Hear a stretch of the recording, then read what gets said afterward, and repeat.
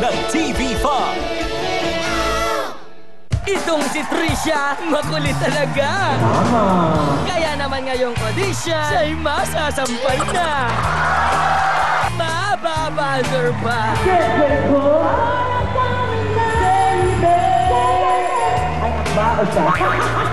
Mas marami pang kulitan dahil balik na tayo sa Talentadong Pinoy. You're still here sa inaabangan ng Sunday Night Showdown, ang Talentadong Pinoy. Papunta na sa kanilang probinsya sa Mindoro ang ating susunod na talentado para puntahan ang kanyang ina na may sakit nang siya ay tawagan para maging contestant ngayong gabi. Alamin natin kung ano ang nangyari. Ay, ito lang po ang kauna-unahan kong sumali sa contest. Pero nung bata pa ako, yung ako'y nasa Mindoro, eh, yung mga amateur lang sa singing. Kaya ako kahit na may edad na, eh, pinilit ko pa rin sumali dito sa... At nagpapasalamat ako at kahit ako'y nasa Mindoro, na ang magulang ko ay may sakit. At nung... Pinili ko umuwi para mas mana ito. Ay, dapat tong araw na ito, nanay ko, dadali ko sa ospital. Pero nandito ako. Sinabi ko na lang sa kapatid ko, ipakikuha mo na lang ang nanay natin. Baka sakaling pagpunta ko ng Maynila, ay makipagsapalaran ako para sa kanya naman. At para pagdating ko doon, babalik ulit ako sa as soon as possible. May pagamot ko siya, mandala ko siya sa ospital. Baka sakaling dugtungan pa ng kaunti ang kanyang buhay. Talentadong Pinoy. Salamat po. Hoping to blow us all away with his own brand of music is Rodrigo Gabinete, or simply Rodrigo.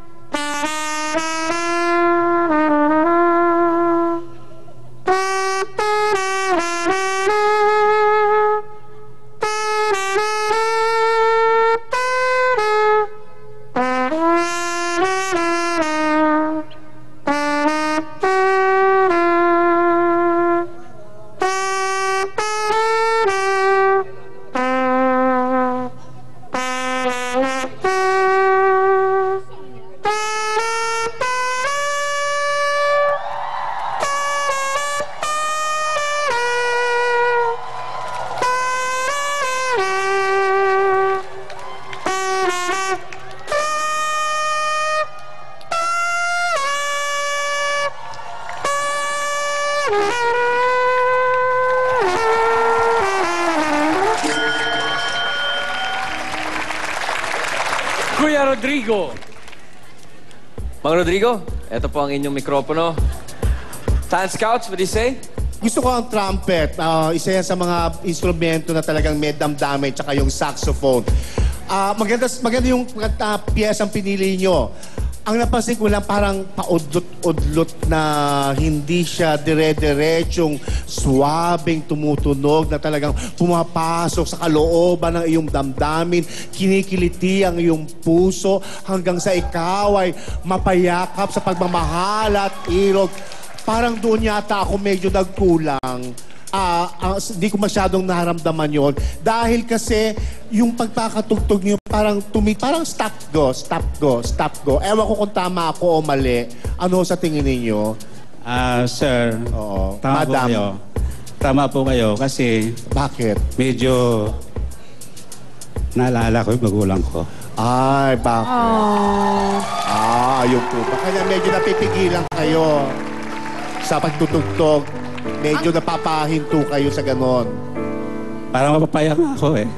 Ganon po ba? Ang kwento, dapat uuwi yata siya sa probinsya, 'di ba? Para alagaan yung kanyang nanay na may sakit. Ang bigla siyang tinawag dito sa Talentadong Pinoy. So, ito yung ginawa niyang priority, yung Talentadong Pinoy. Baka sakali lang na baka manalo siya at may maiuwi sa kanyang na. If you don't mind, Mang Rodrigo, ano pong sakit ng nanay niyo? Hindi na po makahiga, hindi makabangon. Kumakain ho, nakahiga na lang. At kailangan ho itong araw na ito, dapat dadali ko sa ospital, sa Rojas, sa Oriental Mindoro. Nung Biyernes, nag-text sa akin si Camel. Sabi ko, ma'am, hindi ako pwede. Gawa nung wala nagbabantay. Mang Rodrigo, ano pong sakit ni nanay? Po, Ano po ang sakit? yun po'y basta na lang biglang Nanghina. ayaw nang bumangon. At I'm sure, ma'am, kung nanonood man ang nanay mo ngayon, magiging proud na proud sa'yo. Siguro yung sa ginawa mo kanina, mas mafe-feel siguro namin kung meron tugtog. Diba? Yung nagtanong pa ako, nung kanta yan, I left my heart in San Francisco pala. Mas maganda sana kung meron talaga yung music mismo nung I left my heart in San Francisco, tapos sinabayan mo na lang nung trumpet para, diba, para masaya naman. Oo, medyo kanina naguluhan lang ako, sir, po, no? Kasi nung umpisa, hindi malinaw na I left my heart in San Francisco yung kanta. Siguro na kinakabahan kayo. Tsaka tama din yung sinabi ni Direk na paputol-putol. Nahihirapan din po ba kayong huminga or something? Nahihirapan ka? Naaalala niya Alam po ko na kasi po yung kung sakit. kanyang magulang. Oo nga, nahirapan Gets ka emotional. Opo. Yun po. So, ikaw naman? Ayaw mo na? Ayoko. Oh, sige. Hindi, ganito. Mang Rodrigo, kadalasan ako medyo nire-refuse kung ma-impluwensyahan ako nung kwento ng inyong pagkatao bago ko kayo tumugtog. Pero ito hong pagkakataon na to, ipagsasama ko ho sa emosyon ko at aalisin ko na kayo sa competition muna sa pag-iisip ko. Dahil hinahangaan ko kayo, dahil usually, yung mga ganyang sitwasyon, mas magiging emotional sila, punta sila doon sa kanilang nanay, wala naman silang magagawa, pero kayo